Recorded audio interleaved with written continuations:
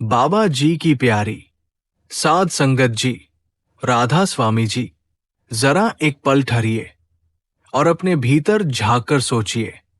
इस संसार का सबसे बड़ा, सबसे अटल, सबसे न बदलने वाला सत्य क्या है? धन? यश? सत्ता? नहीं संगत जी, इनमें से कुछ भी स्थायी नहीं। इस जीवन का सबसे बड़ा सत्य है मृत्यु। एक ऐसा सच जिसे न कोई राजा टाल सका, न कोई रंक, न अमीर, न गरीब। मृत्यु के सामने सब एक समान हो जाते हैं। और फिर भी विडंबना देखिए संगत जी, इंसान पूरी जिंदगी इस भ्रम में जीता है कि ये जीवन यूं ही चलता रहेगा। वो भागता है, दौड़ता है, सपनों के पीछे, धन के पीछे, सुरक्षा के पीछे, घर बनाता है, नाम बनाता है, पहचान जोड़ता है।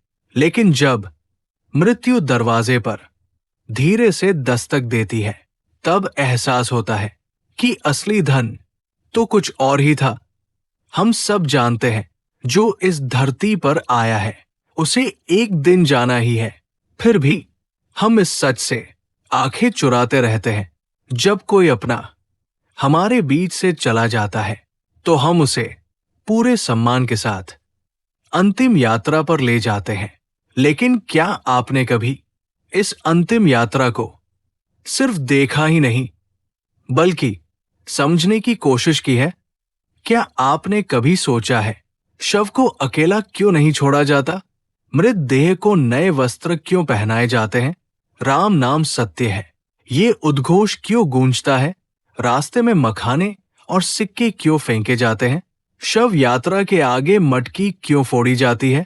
श्मशान से लौटते समय पीछे मुड़कर देखने से क्यों रोका जाता है? और ये भी अस्थियां 3 दिन बाद ही क्यों एकत्र की जाती है? महिलाओं का श्मशान घाट जाना क्यों वर्जित माना गया? शिशुओं को जलाने की बजाय दफनाया क्यों जाता है? मृत्यु के बाद कुछ दिनों तक घर में पूजा पाठ क्यों रोक दिया जाता है? संगत जी, ये सब यूं ही नहीं होता। हर परंपरा, हर क्रिया, हर रस्म अपने भीतर एक गहरा आध्यात्मिक रहस्य समेटे हुए है। लेकिन ये रहस्य उन्हीं को समझ आता है जो जीवन के पार देखना सीख जाते हैं, जो देह से आगे आत्मा को महसूस करते हैं। अगर आपके मन में भी कभी ये प्रश्न उठा है कि मृत्यु के बाद क्या होता है, आत्मा कहाँ जाती है और ये सब परंपराएं आखिर क्यों निभाई जाती है, तो संगत जी, इस यात्रा में अंत तक हमारे साथ बने रहिए, क्योंकि आज हम उन रहस्यों की बात करेंगे जिनका उत्तर न विज्ञान आज तक दे पाया, न तर्क। आज हम उस गहराई तक उतरेंगे जहां से जीवन और मृत्यु का असली रहस्य शुरू होता है। ये कोई काल्पनिक कहानी नहीं है, ये वे सत्य है जो गरुड़ पुराण, श्रीमद् भागवत गीता और प्राचीन ग्रंथों में संकेत रूप में छिपे हैं। और संगत जी, इन्हें समझ पाना हर किसी के बस की बात नहीं। तो तैयार हो जाइए। आज की ये यात्रा आपके सोचने का तरीका बदल सकती है। एक ऐसी यात्रा जो हमें मृत्यु के पार के सत्य की ओर ले जाएगी। तो चलिए, बिना किसी देरी के शुरुआत करते हैं इस गंभीर और गहन यात्रा की। साध संगत जी, अब जरा इस बात पर ध्यान दीजिए। गरुड़ पुराण में एक ऐसा तथ्य बताया गया है जिसे सुनकर अक्सर मन सिहर जाता है। कहा गया है कि यदि मृत शरीर को चींटियां, कीड़े मकोड़े, कुत्ते या बिल्ली कष्ट पहुंचाते हैं, तो वही कष्ट आत्मा को यमलोक के मार्ग में भोगने पड़ते हैं। सोचिए संगत जी, जो देह यहां असहाय पड़ी है, उसका प्रभाव आत्मा की यात्रा तक जुड़ा हुआ है। इसीलिए परिवारजनों पर यह जिम्मेदारी डाली गई है कि वे मृतक के शरीर की पूरी सुरक्षा करें। दिन हो या रात, शव को अकेला न छोड़ा जाए। और संगत जी, इसका कारण सिर्फ धार्मिक नहीं है। रात का समय तामसिक शक्तियों के लिए अधिक अनुकूल माना गया है। जब आत्मा शरीर से अलग हो जाती है तो देह निर्जीव तो हो जाती है, लेकिन पूरी तरह निष्प्रभावी नहीं होती। ऐसी स्थिति में नकारात्मक शक्तियां उस देह के आसपास मंडराने लगती हैं। इसी संभावना को समाप्त करने के लिए किसी जीवित व्यक्ति का शव के पास रहना अनिवार्य माना गया है। अब यदि वैज्ञानिक दृष्टि से देखें तो विज्ञान भी इसी सत्य की पुष्टि करता है। विज्ञान कहता है, जिस क्षण आत्मा शरीर को छोड़ती है उसी क्षण से शरीर का क्षय शुरू हो जाता है। कोशिकाएं टूटने लगती है, दुर्गंध उत्पन्न होती है और वातावरण अशुद्ध होने लगता है। इसी कारण मृत शरीर के पास अगरबत्ती, धूप और दीपक जलाए जाते हैं। ये केवल परंपरा नहीं है संगत जी, ये वातावरण को शुद्ध रखने का उपाय है। और ये जिम्मेदारी उसी व्यक्ति की होती है जो शव की देखभाल करता है। लेकिन संगत जी, एक और कारण है जो अक्सर बताया नहीं जाता। कुछ लोग तंत्र मंत्र की सिद्धि के लिए मृत देह को अपना माध्यम बनाना चाहते हैं। यदि कोई तांत्रिक मृत शरीर के संपर्क में आ जाए तो इससे आत्मा की यात्रा भटक सकती है। इसीलिए शास्त्रों में स्पष्ट निर्देश है, किसी भी तांत्रिक को मृत शरीर के पास न आने दिया जाए। संगत जी, गरुड़ पुराण में भगवान विष्णु और पक्षीराज गरुड़ के बीच एक गहन संवाद का वर्णन है, जहां भगवान विष्णु ये स्पष्ट करते हैं, यदि इन नियमों का पालन न किया जाए, यदि शव का दाह संस्कार सूर्यास्त के बाद या रात्रि में कर दिया जाए तो आत्मा को सद्गति नहीं मिलती, बल्कि असुर या पिशाच योनि प्राप्त हो सकती है और फिर उसे असंख्य कष्ट भोगने पड़ते हैं। इसी से हमें ये समझ आता है कि मृत्यु का समय और दाह संस्कार का समय कितना महत्वपूर्ण है। संगत जी, महाभारत का एक प्रसंग इसी सत्य को और गहराई से समझाता है। भीष्म पितामह बाणों की शैया पर लेटे हुए सूर्य के दक्षिणायन से उत्तरायण में आने की प्रतीक्षा कर रहे थे। उनके पास मृत्यु को टालने की शक्ति थी, लेकिन उन्होंने समय का चयन किया, क्योंकि उत्तरायण काल में शरीर त्यागने से आत्मा को सद्गति प्राप्त होती है। इसी कारण संगत जी, यदि कोई व्यक्ति रात्रि में देह त्याग दे तो शव को पूरी रात घर पर ही रखा जाता है। सुबह का प्रतीक्षा की जाती है और उस पूरी अवधि में शव को एक पल के लिए भी अकेला नहीं छोड़ा जाता।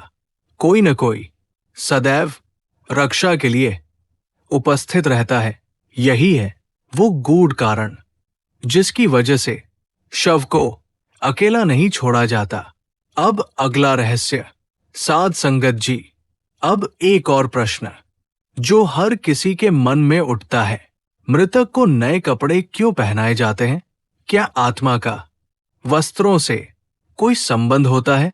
यदि नए वस्त्र न पहनाए जाए तो आत्मा पर क्या प्रभाव पड़ता है? और मृत व्यक्ति के कपड़े अगर परिजन पहन ले तो उससे क्या होता है? संगत जी, इन प्रश्नों के उत्तर और भी गहरे हैं और अब हम उसी रहस्य की ओर बढ़ने वाले हैं। अंतिम यात्रा में नए वस्त्र पहनाने का आध्यात्मिक रहस्य। साध संगत जी, अब जरा इस आवाज को अपने मन में दोहराइए। राम नाम सत्य है, राम नाम सत्य है।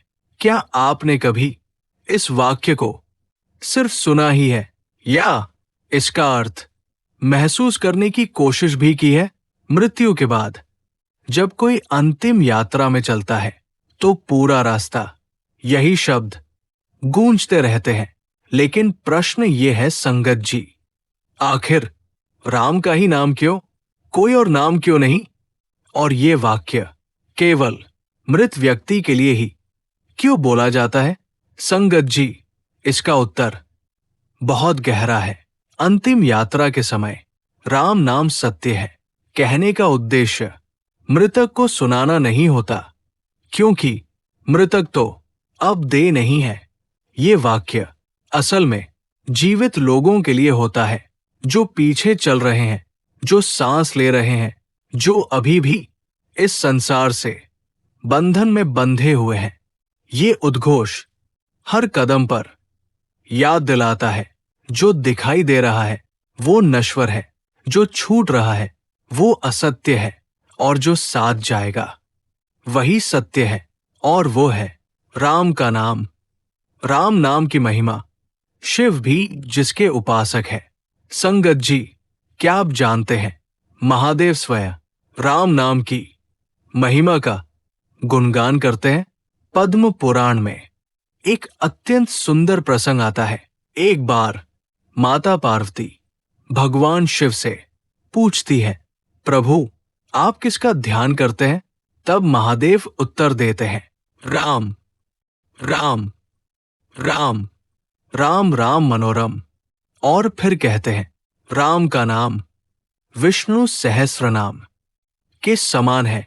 अर्थात एक बार राम नाम लेने से हजारों नामों का फल प्राप्त होता है। एक बार भगवान शिव भोजन के लिए माता पार्वती को बुलाते हैं, लेकिन पार्वती जी कहती है, मैं विष्णु सहस्र नाम का पाठ कर रही हूं। शिव जी प्रतीक्षा करते हैं। भोजन ठंडा हो रहा होता है। तब शिव मुस्कुराकर कहते हैं, पार्वती बस एक बार राम कह दो। एक राम नाम विष्णु सहस्र नाम के बराबर है। ये सुनकर पार्वती जी राम नाम का जप करती है और फिर शिव के साथ भोजन करती है। तब महादेव कहते हैं, पार्वती राम नाम का जाप जागृत अवस्था में भी, स्वप्न में भी और गहरी निद्रा में भी करते रहो। मैं स्वयं राम नाम में निवास करता हूं। राम नाम जैसे भी लो, फल अवश्य देता है। संगत जी, गोस्वामी तुलसीदास जी एक अद्भुत बात कहते हैं। उन्होंने लिखा, राम नाम प्रेम से लो या क्रोध से, सही मन से लो या बिना मन के, फल अवश्य देगा। जैसे खेत में बीज सीधा गिरे या उल्टा, समय आने पर वह अंकुरित जरूर होता है। एक भक्त ने तुलसीदास जी से पूछा, जब मन भक्ति में न लगे तब जाप करने से क्या लाभ? तुलसीदास जी बोले, बीज बोते समय ये नहीं देखा जाता कि बीज उल्टा है या सीधा, लेकिन फसल फिर भी उगती है। वैसे ही राम नाम का जाप कभी व्यर्थ नहीं जाता। राम केवल नाम नहीं, चेतना है।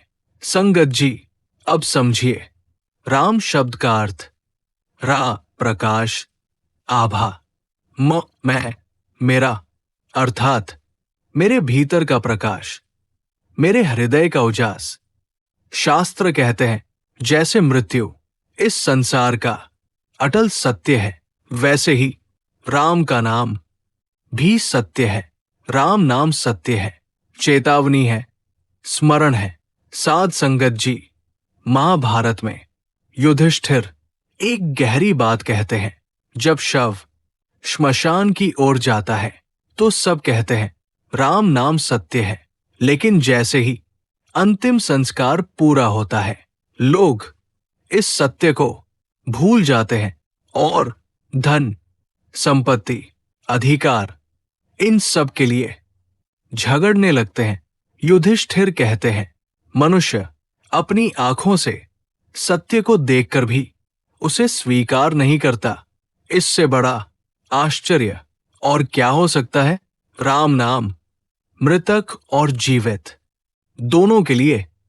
संगत जी, राम नाम का जाप आत्मा को शांति देता है, जन्म मृत्यु के चक्र से मुक्त करता है, परिवारजनों को दुख से बाहर निकालता है, मन को भटकाव से बचाता है। जब प्रिय जन चला जाता है तो एकमात्र सहारा राम नाम ही बनता है। वाल्मीकि राम नाम का जीवंत प्रमाण। संगत जी, राम नाम की शक्ति इतनी प्रबल है कि वह रत्नाकर जैसे डाकू को भी महर्षि वाल्मीकि बना देती है। जंगल में लूटपाट करने वाला व्यक्ति केवल राम नाम के जाप से त्रिकालदर्शी बन गया और 24,000 श्लोकों में रामायण की रचना कर दी। अब अंतिम रहस्य, मखाने और सिक्के। साध संगत जी, अब समझिए, शव यात्रा में मखाने क्यों फेंके जाते हैं? मखाना बाहर से फूला हुआ, अंदर से खोखला, दबाव पड़ते ही सिकुड़ जाता है।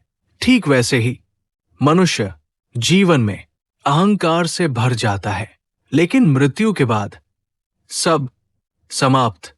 और सिक्के संदेश स्पष्ट है। जिस धन के पीछे सारी जिंदगी भागे, मृत्यु के बाद उसे उठाने की शक्ति भी नहीं रहती। संगत जी, यही है इन परंपराओं का असली रहस्य। साध संगत जी, क्या आपने कभी ध्यान दिया है, जब सड़क से कोई शव यात्रा गुजरती है तो कुछ लोग आंखें फेर लेते हैं, कुछ लोग रुक जाते हैं और कुछ लोग मन ही मन डर जाते हैं। लेकिन शास्त्र कुछ और ही कहते हैं। शास्त्रों के अनुसार शव यात्रा देखना अशुभ नहीं, बल्कि पुण्यदायी माना गया है। गरुड़ पुराण में यह स्पष्ट लिखा है कि यदि कोई व्यक्ति किसी मृतक की अंतिम विदाई देखता है तो उसे पुण्य की प्राप्ति होती है। और इससे भी आगे जाकर ये कहा गया है, यदि कोई व्यक्ति मृतक की अर्थी को कंधा देता है तो उसे एक यज्ञ के बराबर पुण्य प्राप्त होता है। सोचिए संगत जी, जिसे हम डरकर टाल देते हैं, वही कर्म हमें आत्मिक लाभ देता है। अब एक और रहस्य, अर्थी के आगे चलने वाला मटका। साध संगत जी, अब जरा उस दृश्य को याद कीजिए। अर्थी के आगे एक व्यक्ति चलता है, हाथ में रस्सी से बंधा एक मटका, उस मटके से धुआं सा उठता हुआ, अंदर जलती हुई अग्नि। ये कोई साधारण दृश्य नहीं है। इस मटके का संबंध सीधे मृत व्यक्ति के वैवाहिक जीवन से जुड़ा है। सनातन परंपरा में जब विवाह होता है तो वरवधू जिस अग्नि के फेरे लेते हैं, वो अग्नि सिर्फ उस दिन की नहीं होती। मंत्रों के साथ उसे घर में स्थापित कर दिया जाता है। पूरे जीवन उसी अग्नि से यज्ञ, हवन, पूजा होती है। और संगत जी, अंत में उसी अग्नि से व्यक्ति को अंतिम विदाई भी दी जाती है। इसीलिए आज भी परंपरा है, घर से जलती हुई अग्नि मटके में रखकर श्मशान ले जाई जाती है और उसी अग्नि से दाह संस्कार किया जाता है। ये जीवन का पूर्ण चक्र है। जिस अग्नि ने गृहस्थ जीवन शुरू कराया, वही अग्नि उस जीवन को पूर्ण विराम देती है। पानी का मटका क्यों फोड़ा जाता है? साध संगत जी, अब आते हैं एक और विचित्र दृश्य पर। चिता पर शव लिटाया जाता है, फिर पुत्र या परिजन पानी से भरा घड़ा कंधे पर रखकर चिता की परिक्रमा करता है।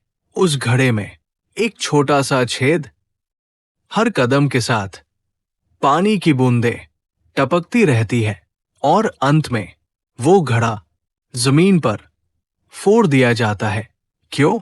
शास्त्र कहते हैं जीवन भी एक छेद वाले घड़े जैसा है, जिसमें आयु रूपी जल हर क्षण टपकता रहता है, हमें दिखाई नहीं देता, लेकिन कम होता रहता है। और जब घड़ा खाली हो जाता है तो मोह टूट जाता है। घड़ा फोड़ना ये संदेश देता है, अब आयु समाप्त, अब बंधन समाप्त, अब देह का प्रयोजन समाप्त। ये केवल मान्यता नहीं, विज्ञान भी है। संगत जी, पुराने समय में श्मशान घाट नहीं होते थे। शव खेतों या खुले स्थानों में जलाए जाते थे।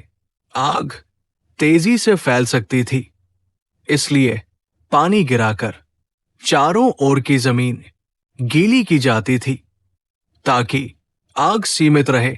ये परंपरा विज्ञान से भी जुड़ी हुई है।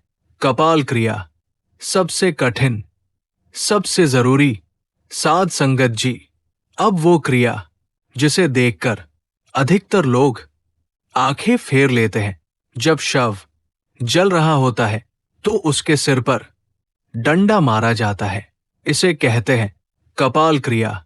गरुड़ पुराण कहता है, यदि दाह संस्कार के बाद शरीर का कोई अंग शेष रह जाए तो ये अशुभ माना जाता है।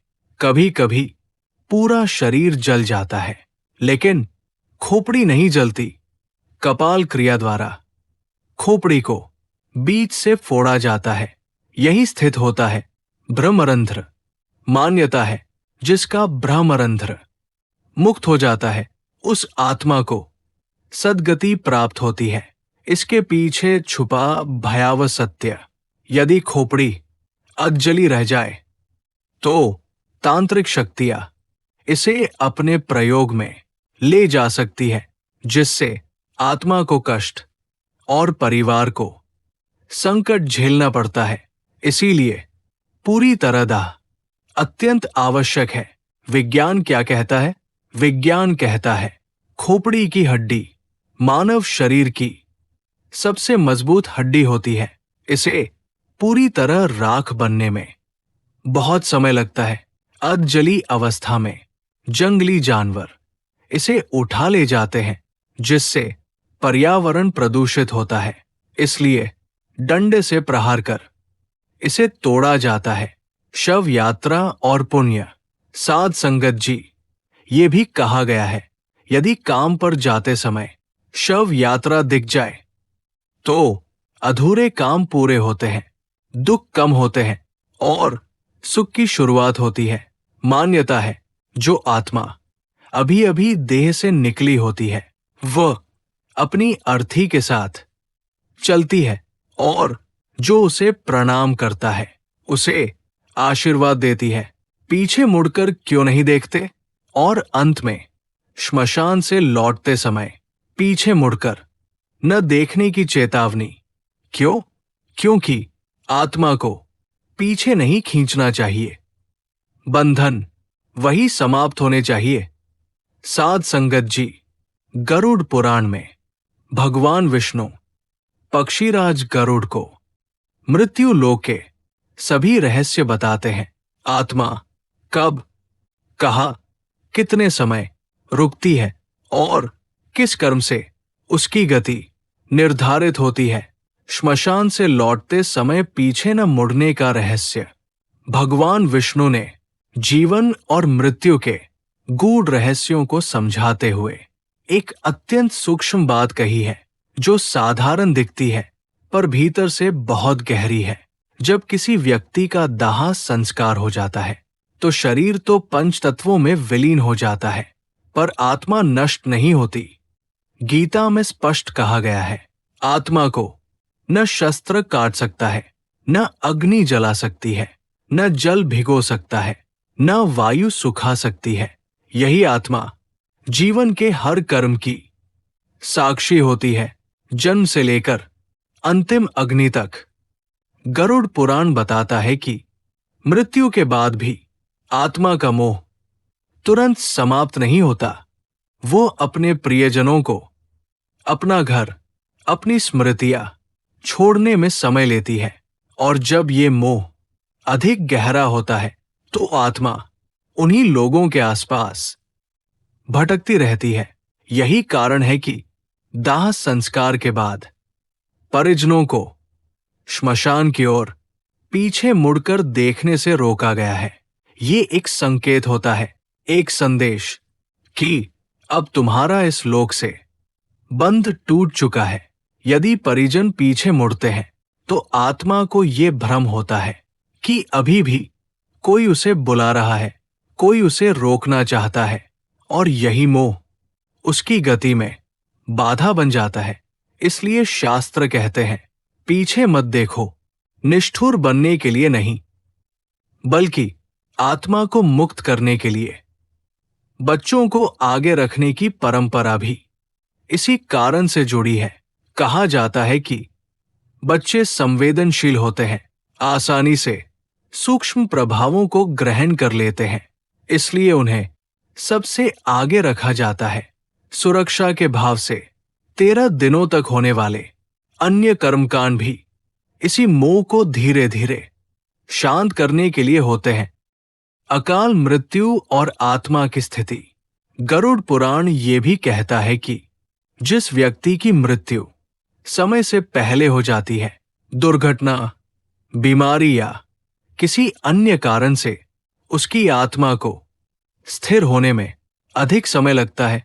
यदि उसके कर्म शुभ हों तो सद्गति मिलती है, अन्यथा उसे कठिन अवस्थाओं से गुजरना पड़ता है। इसीलिए अकाल मृत्यु के लिए विशेष विधियां बताई गई है, जिनका पालन पूर्ण श्रद्धा से किया जाना आवश्यक माना गया है। अस्थि संचय और विसर्जन का रहस्य। अब संगत जी, आइए समझते हैं एक और गूढ़ प्रश्न। दाह संस्कार के 3 या 4 दिन बाद ही अस्थियां क्यों एकत्र की जाती हैं, और अस्थि विसर्जन का समय इतना महत्वपूर्ण क्यों माना गया है? शास्त्र कहते हैं कि मानव शरीर पंचमहाभूतों से बना है। पृथ्वी, जल, अग्नि, वायु, आकाश। दाह संस्कार में अग्नि के माध्यम से 4 तत्व अपने अपने अंश वापस पा लेते हैं, पर जल तत्व तब तक पूर्ण नहीं होता जब तक अस्थियों का जल में विसर्जन न हो। यही कारण है कि जब तक अस्थि विसर्जन नहीं होता तब तक पंच तत्वों का चक्र अधूरा माना जाता है। गरुड़ पुराण में कहा गया है कि दूसरे, तीसरे या चौथे दिन अस्थि संचय करना चाहिए और 10 दिनों के भीतर अस्थि विसर्जन अवश्य कर देना चाहिए। कारण ये बताया गया है कि दाह संस्कार के समय मंत्रोच्चारण से अस्थियों में विशेष ऊर्जा विद्यमान रहती है। ये ऊर्जा 3-4 दिनों के बाद क्षीण होने लगती है। यदि अस्थियां लंबे समय तक श्मशान में पड़ी रहें तो उन पर अनिष्ट प्रभाव पड़ने की आशंका मानी गई है। इसीलिए उन्हें सम्मानपूर्वक एकत्र कर विधि विधान से पवित्र नदियों में विसर्जित किया जाता है। गंगा में अस्थि विसर्जन का महत्व। शास्त्रों में गंगा को सिर्फ नदी नहीं बल्कि मोक्षदायिनी कहा गया है। मान्यता है कि जिस व्यक्ति की अस्थियां गंगा में विसर्जित होती है, उसकी आत्मा को आगे की यात्रा में विशेष सहारा मिलता है। इसी कारण हरिद्वार, वाराणसी जैसे पुण्य स्थलों पर लोग दूर दूर से अस्थि विसर्जन के लिए आते हैं। ये कोई सामान्य परंपरा नहीं, बल्कि आत्मा की अंतिम सेवा है। संगत जी, इन परंपराओं का उद्देश्य डर पैदा करना नहीं है, बल्कि मोह को शांत करना और यात्रा को सरल बनाना है। जीवन यही समाप्त नहीं होता, बस एक अवस्था से दूसरी अवस्था में प्रवेश करता है, और हमारा कर्तव्य है उस यात्रा को बंधनों से मुक्त करना।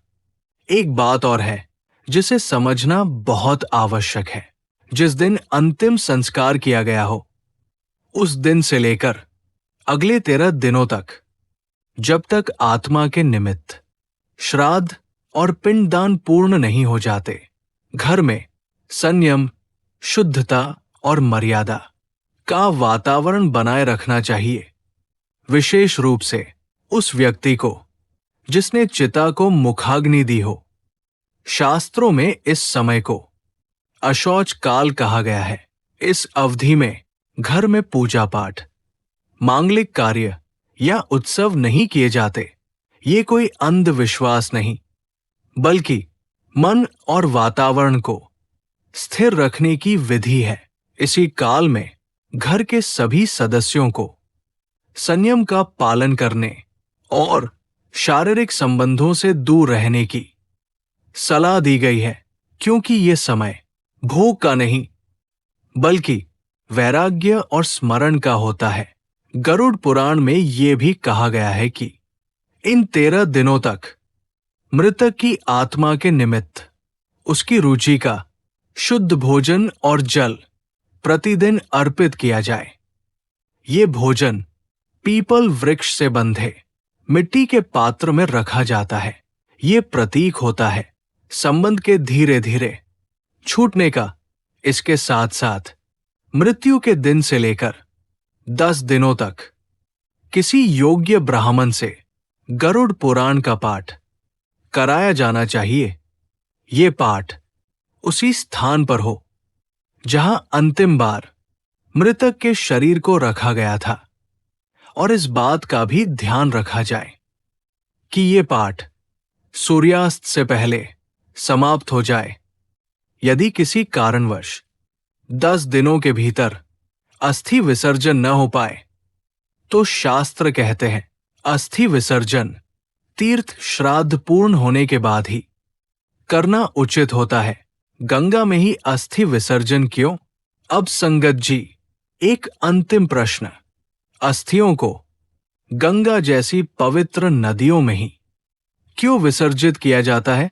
पुराणों में इससे जुड़ी एक अत्यंत गूढ़ कथा मिलती है। राजा शांतनु और मां गंगा के विवाह की कथा।